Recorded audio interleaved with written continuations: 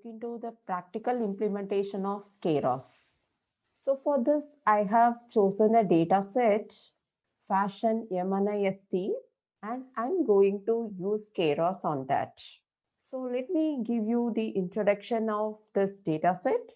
This is a data set of 60,000 28 into 28 grayscale images of 10 fashion categories and along with the test set of 10,000 images. This data set can be used as a drop-in replacement for MNIST. So let me show you the labels now. Labels and description is given here. Label 0 corresponds to t-shirt or top, 1 is trouser, 2 is pullover, 3 is dress, 4 is coat, 5 is sandal, 6 is shirt, 7 is sneaker, 8 is bag, 9 is ankle boot. So what we are going to do over here is, we are going to do image classification using Keras. Hope you are all excited. So let's see how we are going to write the codes, right? Okay, fine. So the first one, what is the first step? We have to import the necessary packages. So what are the packages required here? First, I'm importing NumPy and then Matplotlib. So I hope you are all familiar with this Matplotlib code. Import matplotlib.pyplot as PLT percentage matplotlib inline, right? So let me execute the code now. Yay, it's executed. So now just I'm importing Keras. So it may take little time. And then keras.backend.backend. So it's returning me the output as TensorFlow, right? Okay, so this is fine. Now I have to import my data set, right? So the data set is available in Keras dataset. So I'm going to take from there. So from keras.datasets, import fashion underscore MNIST, right? So import fashion underscore MNIST. So just I'm loading my data over here. So here you can see X underscore train, Y underscore train, X underscore test and Y underscore test, right? So let me load the data set. Yes, it's done. Now just I want to know the shape of my X train data. So X underscore train dot shape 60,028, 28. So what does this mean? So already I told you that there are 60,000 images with 28 and 28 pixel, 28 cross 28 pixel, right? So let me check whether test data, it is 10,000, 28, 28. Again here, the number of images is 10,000 and the number of pixels is 28 into 28. Hope this part is clear to you, right? So now we know about the shape of training and testing data. So what are we going to do now? Let me look into one image. So what I'm doing now, X underscore train 0. So I want to look into the image now. Now, if you look into this, this looks like some numbers, which is not really appealing to me, which means that I'm not very happy in seeing these numbers. So what I could figure out is these numbers are ranging from 0 to maybe 255 or something. Maybe. Yes or no? Yes. Right? So it's ranging from 0 to 255. Okay, fine. Now what I'm going to do, just I want to look at the image. So I'm writing the code plt.matshow x underscore train for 0th label, right? So now I can see a picture over here, right? So this is the output it is returning. So I really want to know what it is. So what I'm writing now with the Y train, I'm checking now, and it's the output is 9 over here. So let me go back. What is this 9 actually? The 9 represents ankle boot. So now let's come back. Yes, it looks like ankle boot, right? It's clear, right? So let me also check one more image now. My God, okay, so yes. So plt.match show, I'm checking for this 8th. So this looks like sandal for me. Let me check. Yes, it says that 5. So let us look over here. Yes, 5 corresponds to sandal, right? So hope this till this it is clear to you. Similarly, one more we will check. And Y train says it is 2. So 2 means pullover, right? Okay. So this is how we can look into the images. Now what I'm going to do is I want to normalize the data, right? I have to normalize the data. So what I'm doing now, x underscore train is equal to x underscore train divided by 255. And similarly, x underscore test equal to x underscore test divided by 255. So all the images will be of the same scale, right? Fine. So let me execute this code now. And when I execute this, now you can see that all are ranging from 0 to 1, right? Yes. Fine. So that's clear now. Now this part is being done. Let's try to understand, because basically we are trying to build a neural network, right? So that's what our aim is. So what are we going to do now? So if you look here, I have used the code from keras.models import sequential, right?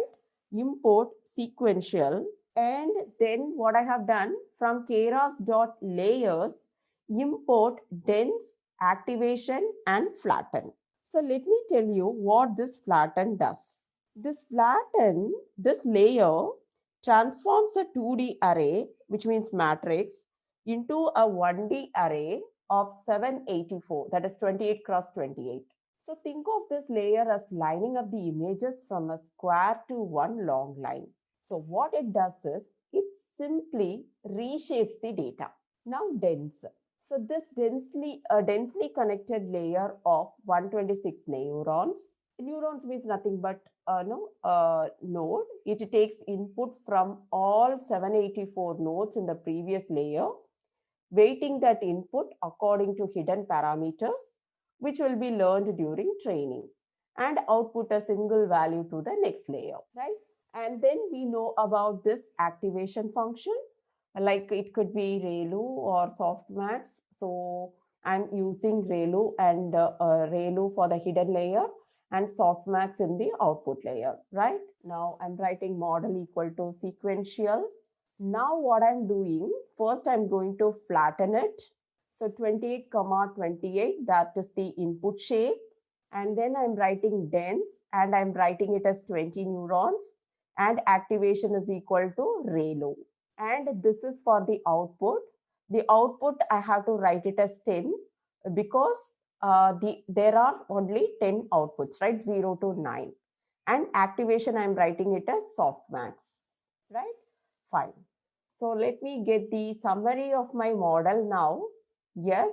So in flatten you can see 784, and in dense I have given 20, and here the output layer I have given 10, right? So now I'm going to compile my model.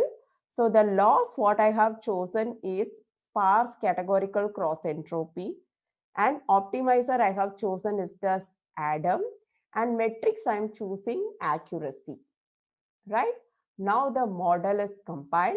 I'm going to fit it with my training data, X train and Y train. And this is the accuracy I'm getting, and this is the loss. Okay, in case if I want to add epochs to that, I can give like 5 epochs, right? So this is what I'm getting, right? Fine. So epoch 1, 2, 3, 4, 5. So totally 5 epochs I got. So you can see the loss and accuracy over here, right?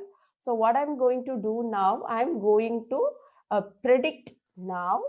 So y underscore predict I have taken, and this is equal to model.predict x underscore test. Okay. So now I want to look it as a picture. So just I'm giving it. Do you remember what it is? Let us see. Okay, so this is showing an image y underscore predict of 1. So when I print out this is showing some probabilities. Why it is showing probabilities? Because in the output layer, I have given softmax, right? So that it is showing some probabilities, right? So 1, 2, 3, 4, 5, 6, 7, 8, 9, 10. 10 probabilities I'm getting. So in case I want to know which is the highest one among this, so it is saying that it is 2, 0, 1, 2. So which means that this has the maximum probability. This has the maximum probability. So let us see what is this 2 and let us try to see whether our model has predicted it rightly or not. Yes, it is pullover, right? Yes, we are right. Already, right? So already we have seen this, right? So now what it is predicting it perfectly. So I think we are on the right track. So if it is needed, we can also check with something else like 7. Okay. So let me find out now 7. So here also I'm changing it to 7 now. Right. So now it is saying 6th, right? 1, 2, 3, 4, 5, 6. So this has the maximum probability. So let's see what it is actually. 6th one means shirt. Yeah, it is very obvious that it is a shirt, right? In case if you want to give it as 217, is this different? Something different? Have we seen this before? Yes, sorry. So this should be single 7. Yes, so it's saying 6. Let's see what is 6 here. 6 is a shirt, right? So again, it is a shirt, right? So you can check for several labels and see whether no, it is working perfectly or not. And in case if it is required, I can also change the number of neurons. And before that, let me evaluate my model. And this is giving 85% accuracy, right? So this is giving 85% accuracy with my testing data. So what I'm going to do now, okay, so what I'm going to do now, I'm trying to change with the number of neurons and see. Yes, the performance has increased, right? So now it is changed to 86. So like this, you can with several values because there are no golden rules to find out the right number of neurons. So you can change that. You can change the number of neurons and then see, then try to find out the performance of the model. If you're really getting more than this, then it's really great. Hope you understood this practical implementation using Python and Keras. Thank you. So if you have any questions or so the most important thing what I request is take a data set, work on that so that you will get a sound knowledge on Keras. Thank you.